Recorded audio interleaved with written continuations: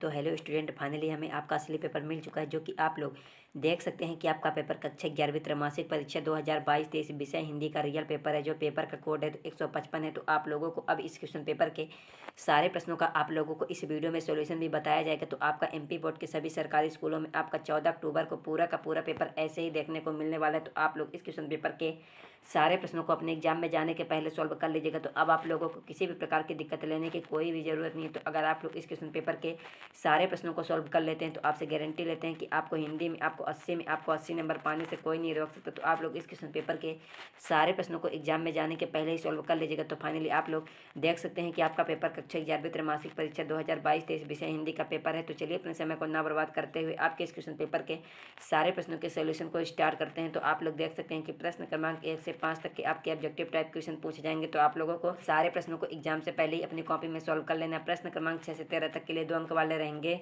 फिर आपको प्रश्न क्रमांक 14 से 17 तक के लिए 3 अंक मिलेंगे। तो आप लोगों को सारे प्रश्नों को एग्जाम में जाने के पहले ही सॉल्व कर लीजिएगा। तो चलिए अपने समय को ना बर्बाद करते हुए आपके इस क्वेश्चन पेपर के सारे प्रश्नों के सॉल्यूशन को स्टार्ट करते हैं। तो वीडियो को आप लोग कंप्लीट देखिएगा। तो चलिए इसके उत्तर को स्टार्ट करते हैं।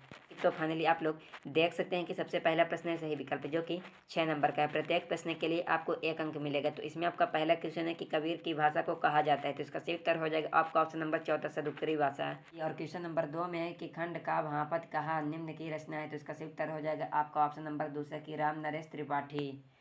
3 में है कि निम्न में से छायावादी एक कवि हैं। तो इसका सही उत्तर हो जाएगा आपका ऑप्शन नंबर पहला सुमित्रा नंदन पंत छायावादी के कवि हैं। 4 में है कि अमृत राय किस प्रसिद्ध लेखक के पुत्र थे। तो इसका सही उत्तर हो जाएगा प्रेमचंद। आपका चौथे का सही उत्तर हो जाएगा प्रेमचंद, ऑप्शन नंबर तीसरा है। 5 में पूछा गया है कि कुएं की खुदाई किस औजार से की जाती है। तो इसका सही उत्तर हो जाएगा आपका ऑप्शन नंबर पहला।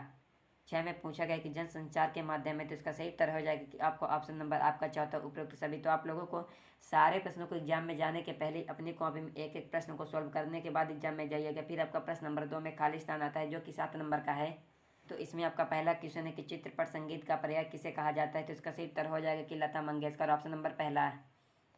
ऑप्शन नंबर पहला की। और क्वेश्चन नंबर 2 में कि हिंदी भाषा का पहला समाचार पत्र है। तो इसका सही उत्तर हो जाएगा आपका ऑप्शन नंबर पहला की उदंत मार्तंड। 3 में है कि वर्णों की गिनती के आधार पर आधारित चंद्र को क्या कहते हैं। तो इसका सही उत्तर हो जाएगा आपका ऑप्शन नंबर दूसरा की वाणिज्य छंद छंद की। और क्वेश्चन नंबर 4 में है कि तुम तो उल्लू हो वाक्य में डैश डैश शब्द शक्ति है। तो इसका सही उत्तर हो जाएगा आपका ऑप्शन नंबर पहला है, ऑप्शन नंबर पहला की। और क्वेश्चन नंबर 5 में है कि घनघोर वर्षा के समय एक कवि अपनी आंखों में स्मृतियां डैश डैश उभर रही हैं। तो इसका सही उत्तर हो जाएगा आपका ऑप्शन नंबर आपका पहला समाज की। 6 में पूछा गया है कि कबीर दास जी ने ईश्वर की डैश डैश सत्ता मानी। तो इसका सही उत्तर हो जाएगा कि एक, ऑप्शन नंबर पहला है।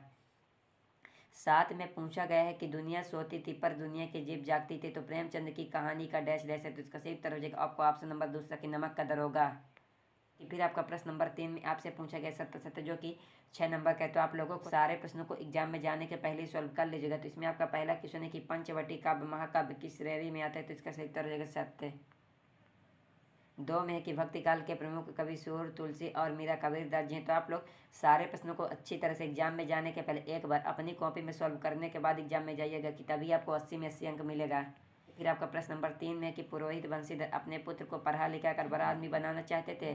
फिर आपका क्वेश्चन नंबर 4 में है कि मियाँ नसीरुद्दीन केवल 5 किस्म की रोटियां पकाने के लिए मशहूर थे। तो आप लोग सारे प्रश्नों को देख लीजिएगा। फिर आपका क्वेश्चन नंबर आपसे 5 में पूछा गया कि स्वर कोकिला सरोजनी की नयाडू को माना जाता है। तो इसका सही उत्तर हो जाएगा कि सत्य। तो आप लोग सारे प्रश्नों को एग्जाम में जाने के पहले ही सॉल्व कर लीजिएगा। फिर आपका क्वेश्चन नंबर 6 में है कि सुमित्रा नंदन पंत प्राकृत के सुकुमार कवि हैं। तो इसका भी सही उत्तर हो जाएगा सत्य। तो आप लोग सारे प्रश्नों को देख लीजिएगा। फिर आपका प्रश्न नंबर 4 में आपसे सही जोड़ी पूछी गई है, जो कि 6 नंबर का है। तो इसमें आपका पहला कबीरदास जी का जन्म। तो आप लोग सारे प्रश्नों को देख लीजिएगा। तो अगर आप लोगों को इस क्वेश्चन पेपर के सारे प्रश्नों का A to Z full solution चाहिए तो कमेंट बॉक्स में कमेंट कर दीजिएगा। तो हम आप लोगों के लिए इस क्वेश्चन पेपर के सारे प्रश्नों का आप लोगों को A to Z full solution प्रश्न क्रमांक 1 से लेकर प्रश्न क्रमांक 23 तक के सभी प्रश्नों का उत्तर आप लोगों को उपलब्ध करा देंगे। फिर आपका प्रश्न नंबर 5 में आपसे एक शब्द एक वाक्य में उत्तर पूछा गया, जो कि 7 नंबर का है। तो question number 1, question number 2, question number 3, question number 4, question number 5 में कि भक्ति काल को कितने भागों में बांटा गया। तो आप लोग सारे प्रश्नों को जरूर अपने एग्जाम में जाने के पहले सॉल्व कर लीजिएगा। फिर आपका क्वेश्चन नंबर